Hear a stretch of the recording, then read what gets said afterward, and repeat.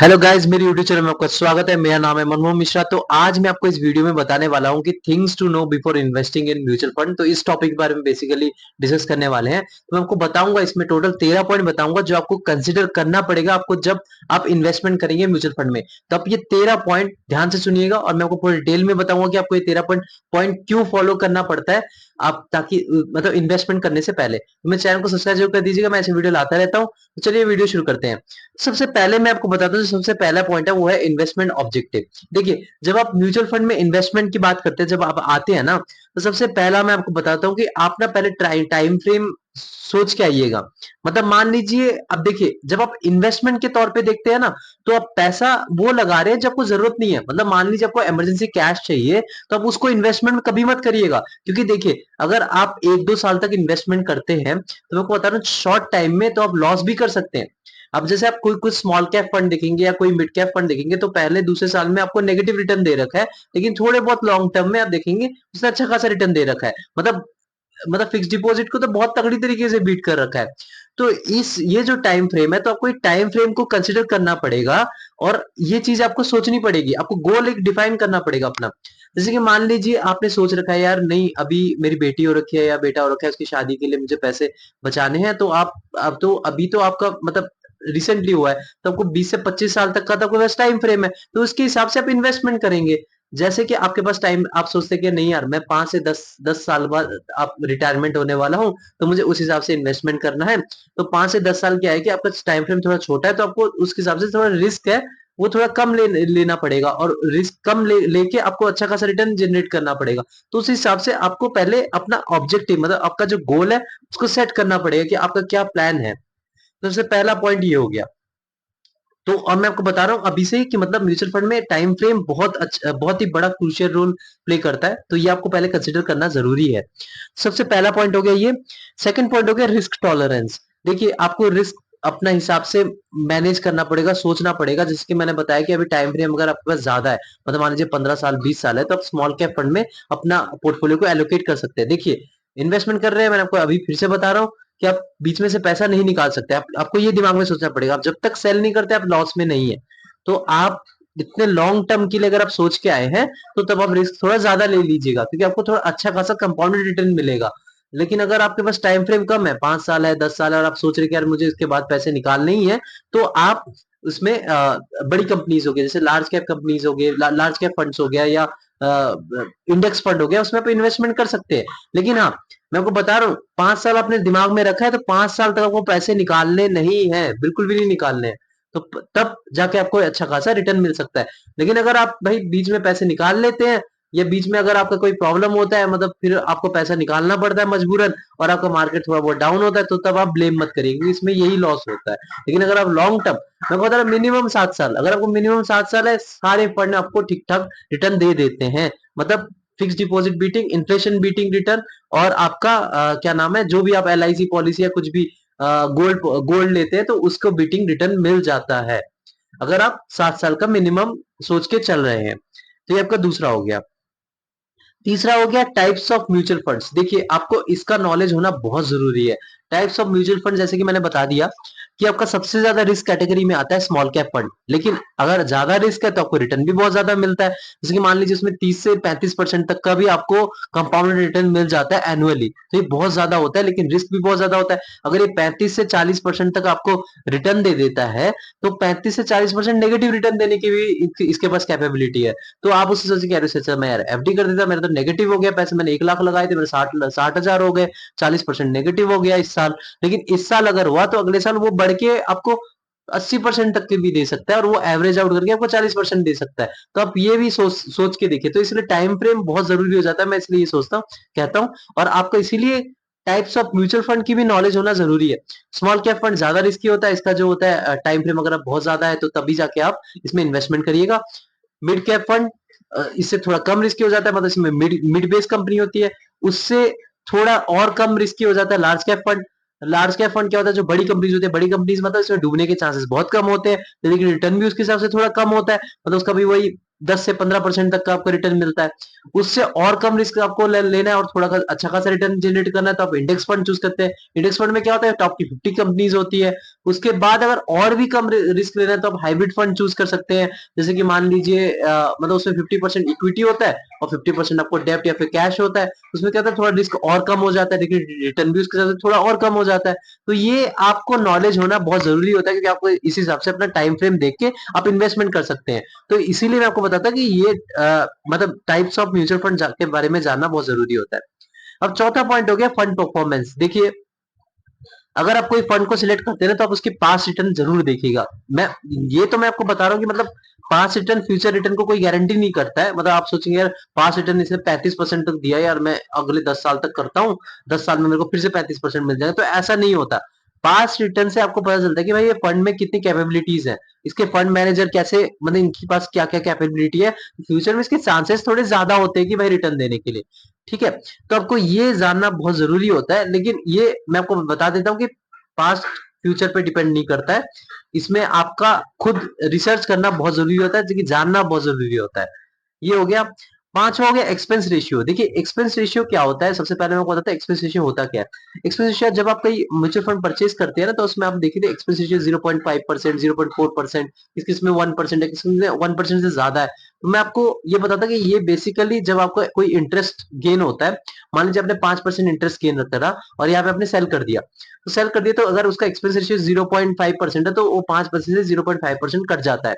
0.5% वो जाता है मैनेजर को। देखिए मैनेजर जो है वो ये जो आपको मतलब दिमाग लगा रहा है और आपको अच्छा खासा जनरेट मतलब रिटर्न जनरेट करके दे रहा है, तो उनको भी तो कुछ पैसा चाहिए, उनको भी तो कुछ रिटर्न चाहिए, मतलब इन रिटर्न उनको कुछ पैसा चाहिए। तो वो एज एन एक्सपेंस रेशियो वो आपको चार्ज करते हैं 0.5% या 0.6% जो आप, तो इसको कंसिडर करना बहुत जरूरी होता है। क्योंकि मैंने कुछ म्यूचुअल फंड देख रखे हैं जिसमें आपको एक्सपेंस रेशियो 0.5% दिखेंगे, 0.6 सॉरी 1.5%, 1.6%। तो 1.5%, 1.6% बहुत ज्यादा होता है। अगर आप कोई इन्वेस्टमेंट करते हैं, आपको 10% भी मिलता है इंटरेस्ट, उसमें से तो 0.5% या 0.6% तो मैनेजर रख लेगा अगर आप जब सेल करेंगे। तो मतलब जब आप उसको प्रॉफिट बुकिंग करेंगे, तो ये जब आप 0.5% तो बहुत 1.5% तो बहुत ज्यादा हो जाता है। तो ये चीज आपको कंसिडर करना जरूरी होता है। और अगर आप मेरे को पूछेंगे कि कितना तक एक्सपेंस रेशियो ज्यादा सही होता है, तो मेरा सजेशन रहेगा 0.7% से नीचे। 0.7% से नीचे ठीक ठाक होता है। 0.8% भी कंसिडर कर सकते हैं, लेकिन 1 से एक्सीड नहीं होना चाहिए, 1 भी ज्यादा होता है, तो 1% तक नहीं होना चाहिए। तो ये आपको कंसिडर करना बहुत जरूरी है। मैं बता रहा हूँ कि ये जो 0.5% या 1% या 1.5% लॉन्ग रन में ये 1% भी 5-5, 10-10 लाख का डिफरेंस बना देते, तो आप ये कम मत सोचिएगा। तो ये चीज आपको कंसिडर करना बहुत जरूरी होता है एक्सपेंस रेशियो को। अब पांचवा पॉइंट आपको मैंने बता दिया। छठा पॉइंट है वो है फंड मैनेजर एक्सपर्टीज। देखिए जब आप कोई म्यूचुअल फंड को सिलेक्ट करते हैं तो आप उसमें फंड मैनेजर के वहां पे देखते हैं तो 2-3 फंड मैनेजर होते हैं, तो उनको एक्सपर्टीज जानना बहुत जरूरी होता है कि उनका कितना साल का एक्सपीरियंस है म्यूचुअल फंड में। अगर उनका मिनिमम 5 साल है या 6 साल है या 10 साल है तो आप उसमें कंसिडर कर सकते हैं। लेकिन अगर आपका 1 साल है या 6 महीने है तो वो थोड़े क्या होते हैं कि अभी नए नए होते हैं तो उनको थोड़ा स्ट्रगल करना पड़ता है, तो इस हिसाब से आप इन्वेस्टमेंट करिएगा। लेकिन मैं ये नहीं कह रहा कि यार फंड मैनेजर का ज्यादा डिपेंडेंसीज होती है, क्योंकि मैंने ऐसे कई देख रखा है कि जो फंड मैनेजर जिनके 6 महीने की एक्सपीरियंस है, 1 साल का एक्सपीरियंस है, वो भी आपको 30% तक का रिटर्न जनरेट कर पाते हैं। तो ये चीजें आपको कंसिडर करना बहुत जरूरी हो जाता है। और सातवां हो पॉइंट हो गया टैक्स इम्प्लीकेशंस। तो बेसिकली जब आप इन्वेस्टमेंट करते हैं ना तो आपको टैक्स को कंसिडर करना बहुत जरूरी हो जाता है, क्योंकि टैक्स अगर आप कंसिडर नहीं करेंगे तो आपका प्रॉफिट भी लॉस हो बन जाएगा। तो आपको टैक्स कंसिडर करना पड़ेगा। जैसे कि आपको पता है अगर आप 1 साल में अगर 1 लाख से ज्यादा आप प्रॉफिट गेन करते हैं तो आपको उसमें 10% तक टैक्स देना पड़ता है।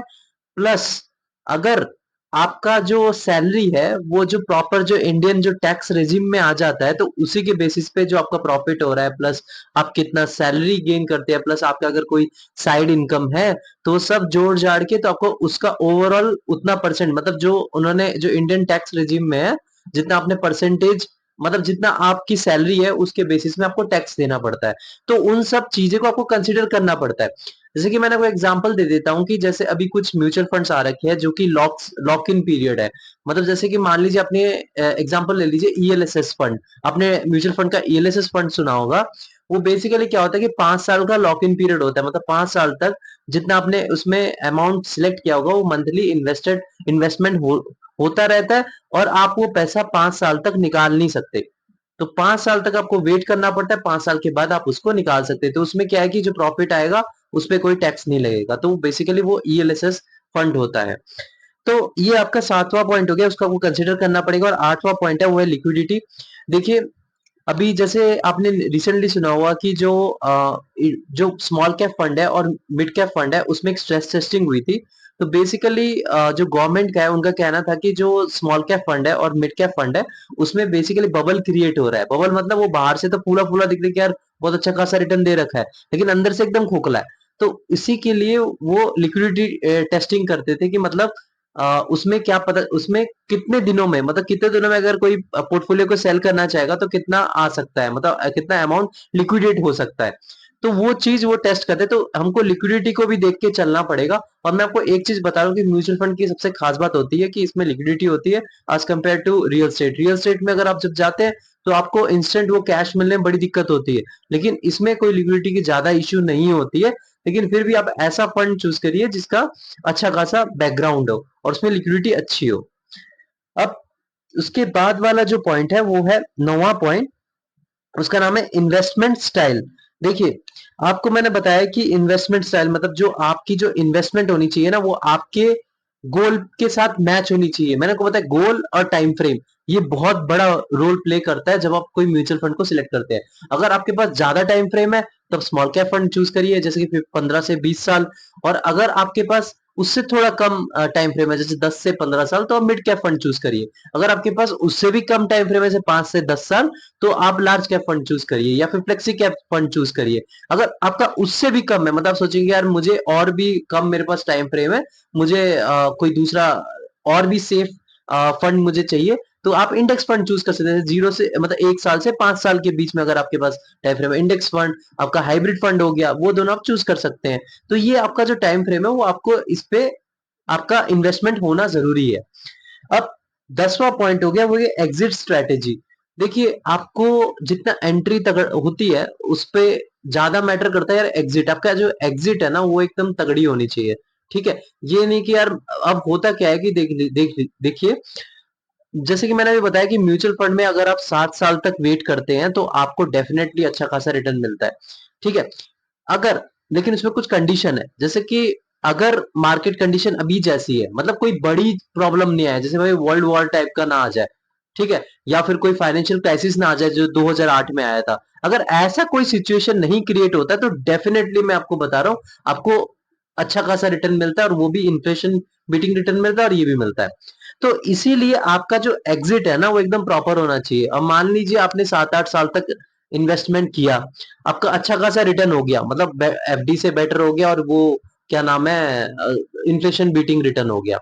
ठीक है, तो अब आप क्या करते हैं कि आप सोचते हैं यार, मतलब अब देखते हैं कि भाई 7 साल 8 साल तक वेट किया और 8वें साल में देखा मार्केट क्रैश हो गया, बहुत ही तगड़ा क्रैश हो गया क्योंकि वर्ल्ड वॉर आ गया या फिर कोई ऐसा सिचुएशन आ गया। तो तब ये चीज जो होती है ना बहुत तगड़ी हो जाती है। देखिए, तब मेरा सजेशन रहता है कि जब आप क्या ऐसे सिचुएशन में आते हैं तो तब आपको अगर आपके पास कुछ पैसे है तो उसको इन्वेस्टमेंट करना चाहिए।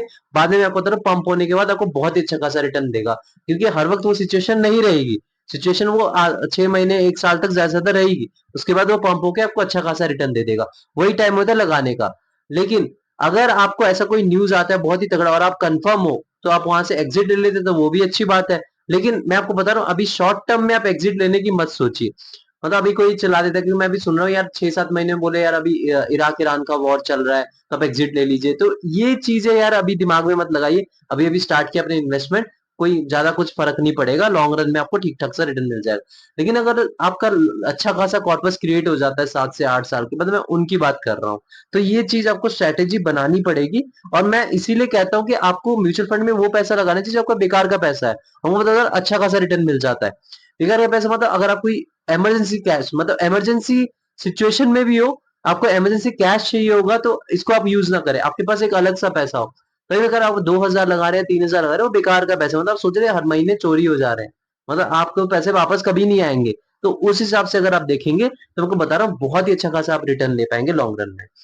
ये हो गया आपका एग्जिट स्ट्रेटेजी। 11वां पॉइंट है इन्वेस्टमेंट हॉरिजन। ये मैं शुरू से कहते आया हूँ, इसके बारे में एक्सप्लेन करने की कोई जरूरत नहीं है। इन्वेस्टमेंट का टाइम कितना है वो मैंने आपको बता भी दिया है, टाइम फ्रेम। 12वां पॉइंट जो है वो है डिस्ट्रीब्यूशन पॉलिसी। देखिए, आपका जो डाइवर्सिफिकेशन ना बहुत ही ज़रूरी है। मतलब जब आप म्यूचुअल फंड को चूज़ कर रहे हैं ना, अब ये नहीं कि आप सारा ही लार्ज कैप फंड में अपना इन्वेस्टमेंट कर रहे हैं, सारा ही अपना स्मॉल कैप फंड में इन्वेस्टमेंट कर रहे हैं, सारा ही अपना अमाउंट मिड कैप फंड में इन्वेस्टमेंट कर रहे हैं या फिर फ्लेक्सी कैप फंड में। आपको डाइवर्सिफाई करना पड़ेगा। मतलब देखिए, अगर आपके पास रिस्क एपिटाइट कम है, तो आप अपना 70 से 80% पोर्टफोलियो इंडेक्स फंड या फिर लार्ज कैप फंड में रखिए और 20 से 30% पोर्टफोलियो अपना स्मॉल कैप फंड या मिड कैप फंड में रखिए पैसा। तो इसमें क्या होता है कि आपको थोड़ा बहुत अल्फा जनरेट हो जाता है और अच्छा खासा रिटर्न मिल जाता है। लेकिन अगर आपके पास रिस्क रिस्क एपिटाइट ज्यादा है, मतलब आप बोलते हैं वॉलेटिलिटी को मैं फेस कर लूंगा, मेरे को ये पैसे जरूरत ही नहीं है, मैं जब मेरे को प्रॉफिट 30 से 40% देगा तभी मैं निकालूंगा। अगर आप ऐसी एटीट्यूड में हैं, तो आप डेफिनेटली रिस्क ले सकते हैं और अच्छा खासा रिस्क ले सकते हैं और अपना डाइवर्सिफाई कर सकते हैं। मतलब आप ज्यादा भी बिना डाइवर्सिफाई भी करके चल सकते हैं, लेकिन बहुत ज्यादा रिस्क हो जाता है वो। तो ये हो गया आपका टोटल, मैंने बता दिया ये 12वां पॉइंट। 13 है रेगुलेटरी कॉम्प्लियंस।